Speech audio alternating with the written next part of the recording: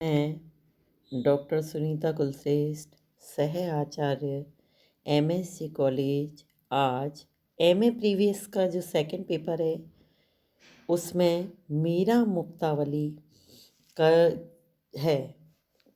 उस मीरा मुक्तावली पुस्तक के जो मीरा के तत्व हैं उनके बारे में आज आपको जानकारी दूंगी।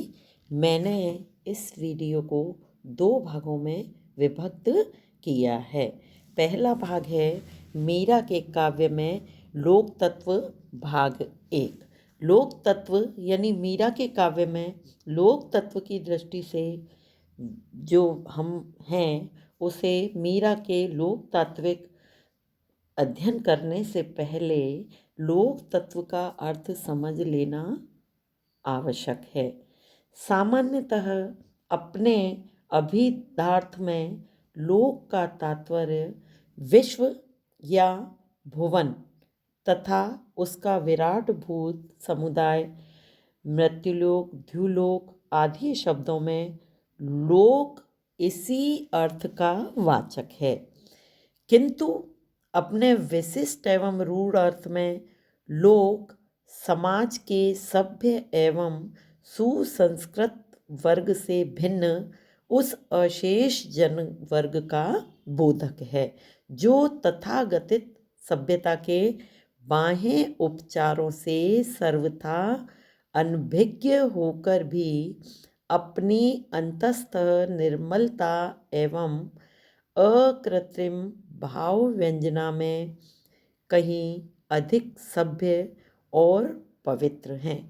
शिक्षित न होकर भी जिसकी उद्दाम जिजीविषा एवं अदम्य शिक्षा सौंदर्य बोध की नित्य नई दिशाएं तथा विधाएं खोजने में हमेशा समर्थ रही है, अतः लोक साहित्य और लोक मानस का ही समष्टि रूप उद्गार है एवं लोक जीवन से संबद्ध उपकरण, जो लोक जीवन से संबंधित जो उपकरण होते हैं वो ही लोक तत्व कहलाते हैं और साहित्य जीवन की सृजनात्मक अभिव्यक्ति भी हैं। जैसे अब लोक विश्वास में यानी लोक जीवन के कौन से तत्व होते हैं, जैसे भाव, विश्वास, रूढ़ी, आचार, पर्व आदि लोक साहित्य के उपजीव्य हैं। अब लोक साहित्य हमने देखा कि लोक तत्व कौन कौन से हैं। अब जैसे पहला है लोक विश्वास। लोक विश्वास का अभिप्राय है जैसे हमारी जो कुछ भावनाएं होती हैं यानी जिनमें हमें आधार पता नहीं होता है, किंतु लोक विश्वास जनमानस में प्रतिष्ठित व आस्थाएं और धारणाएं हैं जिनका आधार तर्क न होकर के भावना होता है। यानी जैसे किसी ने कुछ कह दिया, हम उसे विश्वास करके हम वैसा कार्य करते हैं।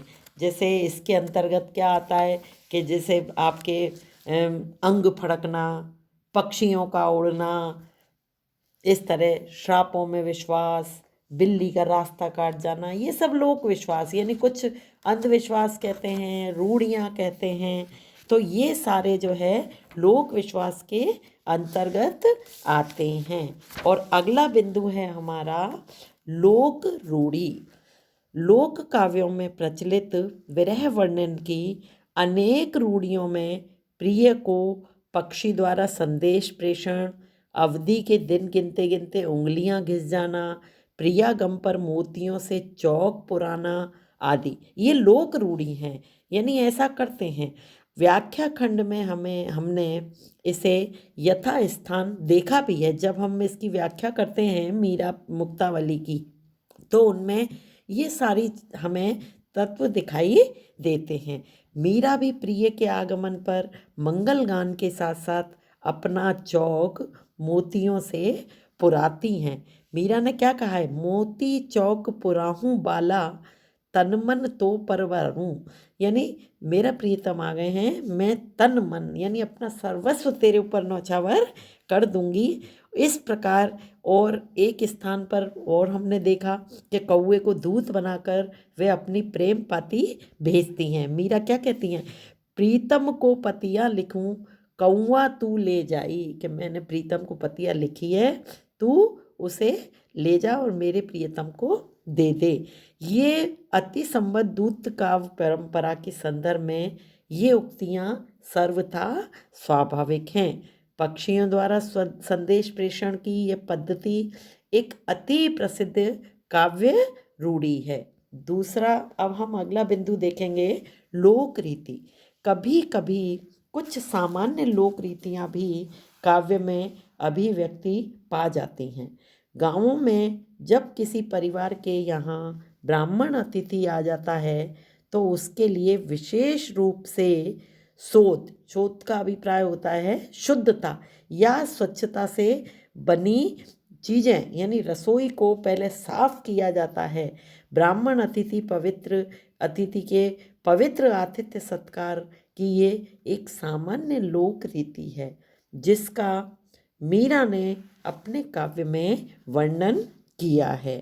थे मारे घर आवो बंसीवारा, करस्या बहुत लड़ानी, करूं रसोई सोध की जो, बहुत करूं मेजमानी। यानी आप मेरे घर आएंगे तो मैं आपको बहुत लाड़ करूंगी और अपने रसोई में साफ सुथरा करके और फिर मैं आपकी बहुत ज़्यादा मेजबानी यानी आपकी मैं बहुत आओ भगत करूंगी। इसी प्रकार विवाह के पूर्व वर और वधू दोनों ही हल्दी आदि अन्य अनेक सुगंधित द्रव्यों से निर्मित ओबटन का अंगों पर आलेपन करते हैं।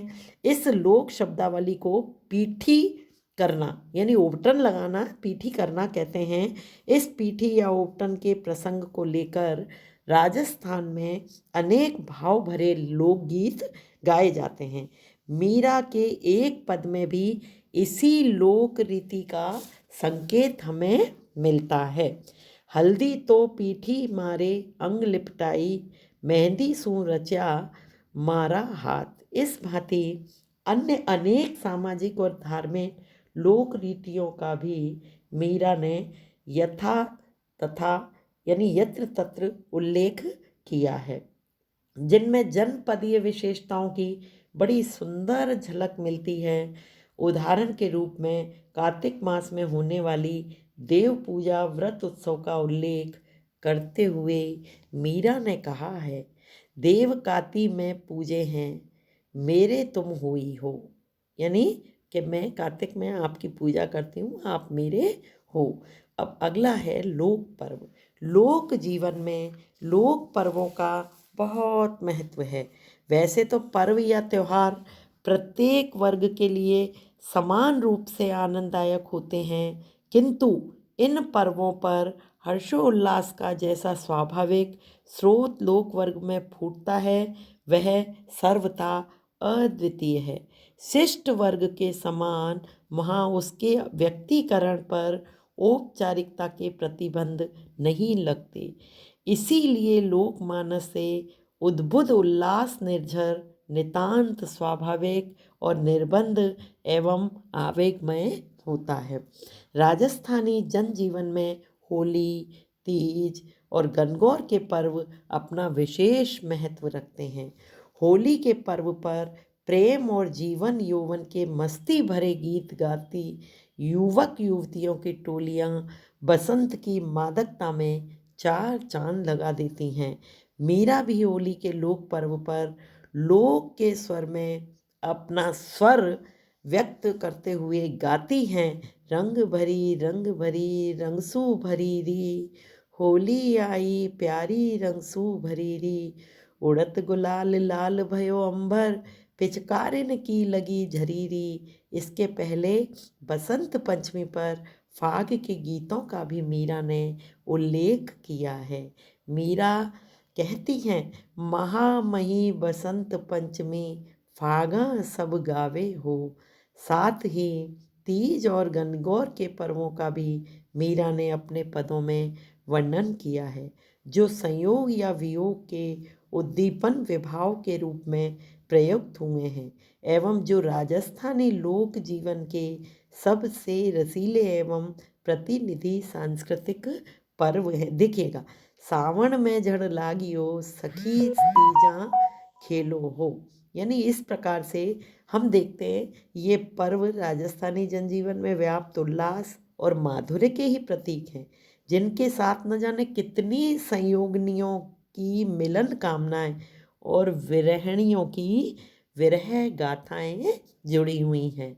आज मैं आपको इतना ही बताऊंगी। अब लोक तत्व के भाग 2 में हम इसके शेष बिंदुओं पर चर्चा करेंगे। धन्यवाद।